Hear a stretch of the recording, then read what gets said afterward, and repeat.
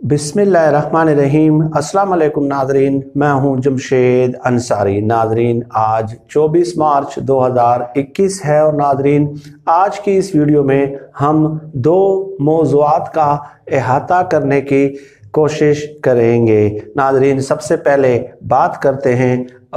مریم نواز صاحبہ کی کہ 26 مارچ یعنی کہ پرسوں نیب لاہور نے مریم نواز صاحبہ کو 1500 کنال اراضی کیس اور آمدن سے زائد اثاثہ جات کیس میں طلب کیا ہے۔ اس کے بعد آپ نے دیکھا ہوگا کہ مولانا فضل الرحمان اور مریم نواز نے مشترکہ پریس کانفرنس کرتے ہوئے اعلان کیا کہ پی ڈی ایم میں شامل تقریباً 9 سیاسی جماعتوں کے جو اراکین ہیں، جو کارکن ہیں، وہ مریم نواز صاحبہ کے ساتھ نیب آفس جائیں گے۔ اور اس کے علاوہ ناظرین مریم نواز صاحبہ نے ایک دعویٰ بھی کیا، وہ یہ کہ میں نواز شریف کی بیٹی ہوں، بھاگوں گی نہیں۔ لیکن آج ہم نے دیکھا کہ نیب پیشی سے 2 دن پہلے ہی مریم نواز نے لاہور ہائی کورٹ کے دروازے پہ دستک دی اور کہا کہ مجھے عبوری ضمانت دی جائے، یعنی کہ ضمانت قبل از گرفتاری ہی سمجھ لیں،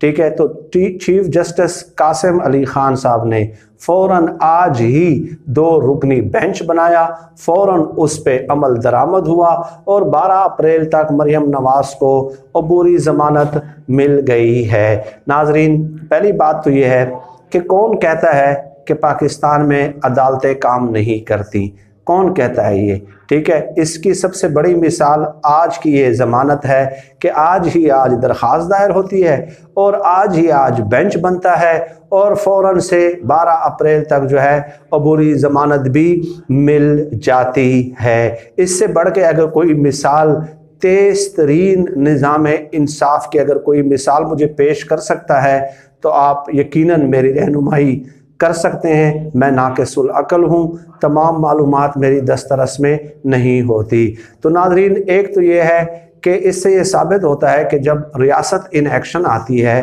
جب رینجرز کو طلب کیا گیا تو ان لوگوں کے علم میں یہ بات آ گئی کہ اب وہ پولیس والے جو ہے نا مزے ہم نہیں لے سکتے، یعنی کہ جو پنجاب پولیس تو انہوں نے خود تیار کی ہے گزشتہ 30 سالوں میں، کیسے پولیس کا جو ہے وہ ان لوگوں نے جو ہے نا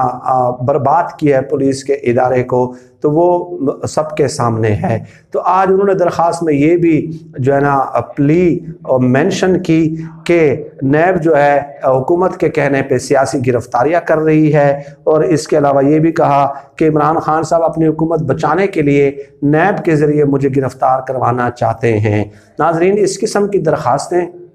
اور یہ اعلانات کرنا کہ جی ہمیں جو ہے نا سیاسی انتقام کا نشانہ بنایا جا رہا ہے، یہ کرپشن کیسز سے توجہ ہٹانے کی ایک اٹیمپٹ ہوتی ہے، کرپشن کیسز سے توجہ ہٹانے کی ایک کوشش ہوتی ہے تاکہ لوگوں کی پوری توجہ دوسری طرف ڈائیورٹ ہو جائے، شفٹ ہو جائے۔ تو خیر یہ آج کہنا تھا آپ سے اس موضوع کے حوالے سے کہ پاکستان میں عدالتیں کام کرتی ہیں، ٹھیک ہے، اور تیز ترین انصاف مہیا کرتی ہیں، اور اس سے بڑھ کے آج کے واقعے سے بڑھ کے کوئی اس کی اگزامپل پیش نہیں کر سکتا۔ اس سے زیادہ میں بات نہیں کر سکتا کیونکہ میں ڈیفینیٹلی ایک غریب آدمی ہوں، آپ یقیناً سمجھ گئے ہوں گے کہ میں کیا کہنا چاہ رہا ہوں۔ دوسری طرف ناظرین دوسرا ٹاپک یہ ہے کہ آپ نے دیکھا ہوگا کہ آصف زرداری صاحب اور نواز شریف صاحب اور بلاول زرداری صاحب دن رات ایک واویلا کرتے ہیں کہ حکومت ناکام ہو چکی ہے، حکومت کی کارکردگی ٹھیک نہیں ہے، ٹھیک ہے، اور اسی بنیاد پہ انہوں نے پی ڈی ایم میں شمولیت بھی اختیار کی، آل پارٹیز کانفرنس بھی پیپلز پارٹی نے جو ہے نا سربراہی کی اس کی۔ اب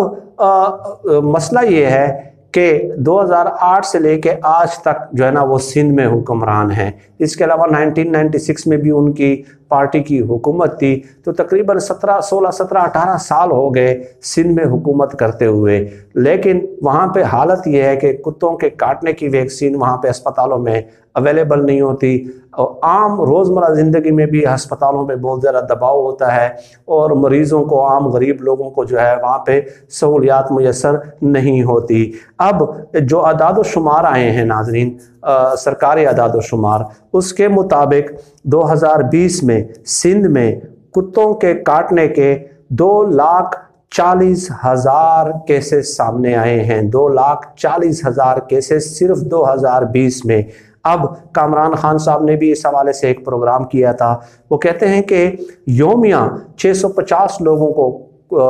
لوگوں کو جو ہے نا کتے کاٹ رہے ہیں، اور ہر گھنٹے میں یہ تعداد بنتی ہے 27، یعنی کہ ہر گھنٹے بعد 27 افراد جو ہے نا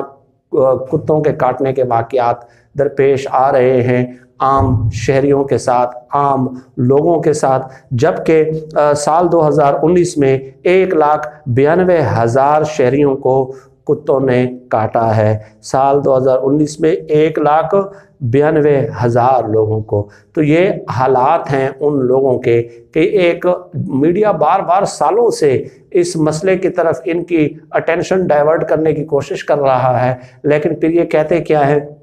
کہ جی ہمارا جو ہے نا میڈیا ٹرائل ہو رہا ہے۔ کسی کو کرپشن کیسز میں بلایا جائے تو وہ سیاسی انتقام ہے، اگر ان کی نااہلی اور غفلت کی وجہ سے کسی کو جو ہے نا میڈیا پہ خبریں دی جاتی ہیں، بریکنگ دی جاتی ہیں، فیکٹس اینڈ فگرز سرکاری اعداد و شمار پیش کیے جاتے ہیں، تو پھر کہا جاتا ہے کہ ہمارا میڈیا ٹرائل ہو رہا ہے۔ تو مجھے بتائیے تو پھر ہم کریں کیا؟ 70 سالوں سے ہم پھر اس ملک کو لوٹا آخر کس نے ہے کہ کرپشن والے جو ہے ان کے ساتھ سیاسی انتقام ہو رہا ہے؟ یہ نااہلیہ اور غفلت جو سامنے آتی ہیں، ٹھیک ہے، اس پہ کہا جا رہا ہے کہ میڈیا ٹرائل ہو رہا ہے، تو پھر آخر اس ملک کی تباہی کا ذمہ دار کون ہے؟ ٹھیک ہے، ڈیفینیٹلی وہی لوگ ہوں گے نا جنہوں نے یہاں پہ حکمرانیاں کی ہیں، تین باریاں لی ہیں، 3 پیپلز پارٹی نے، 3 مسلم لیگ نے۔ تو جب 3 بار آپ لوگوں نے حکومت کی ہے، حکمرانی کی ہے، تو آپ سے حساب بھی اسی حساب سے لیا جائے گا نا۔ یہ تو نہیں ہو سکتا کہ اب آپ لوگ 3 دفعہ حکمرانیاں کریں اور عمران خان صاحب 1 بار حکمرانی کریں، تو آپ کے تمام تر غفلتیں اور ناکامیاں اور نااہلیہ بھی ہم ان کے کھاتے میں ڈال دیں، یہ تو نہیں ہو سکتا۔ عمران خان صاحب سے 3 سالوں کا حساب لیا جائے گا، جب 5 سال مکمل ہوں گے بالکل عمران خان صاحب بھی حساب سے ماورانی ہیں، ان کی کارکردگی کا بھی حساب لیا جائے گا کہ ہاں جی اب آپ بیلنس شیٹ پیش کریں کہ 5 سالوں میں آپ کی کیا کیا کارکردگی رہی ہے، ٹھیک ہے۔ لیکن یہ بھی صریحتاً ناانصافی ہے، ناانصافی کے زمرے میں آتا ہے کہ اگر آپ جو ہے نا 3 سال حکمرانی کرنے والے سے آپ جو ہے نا 70 سالوں کا حساب لینے لگ جائیں، ٹھیک ہے، تو اس طرح جو ہے آپ جو نا لوگوں کو کنفیوز نہیں کر سکتے، گمراہ نہیں کر سکتے، ٹھیک ہے، کہ آپ یہ کہنے لگ جائیں کہ جی موجودہ حکومت کی کارکردگی نہیں ہے۔ آپ کی اپنی کارکردگی کیا ہے؟ آپ لوگوں نے آج تک کیا کیا ہے؟ ٹھیک ہے، کس طرح ملک کو بے دردی سے لوٹا گیا ہے، وہ واقعات ہم وقتاً فوقتاً آپ لوگوں کی خدمت میں پیش کرتے رہتے ہیں۔ میرے لیے خصوصی طور پہ دعاؤں کا اہتمام کیجیے گا۔ اللہ پاک جو ہے نا بڑے نیک لوگ اللہ پاک کے موجود ہیں، کسی کی دعا بھی قبول ہونے میں کوئی تاخیر نہیں ہوتی، اس لیے میں بار بار آپ سے دعاؤں کی درخواست کرتا ہوں۔ آج کے لیے اتنا ہی۔ پاکستان زندہ باد، اللہ حافظ۔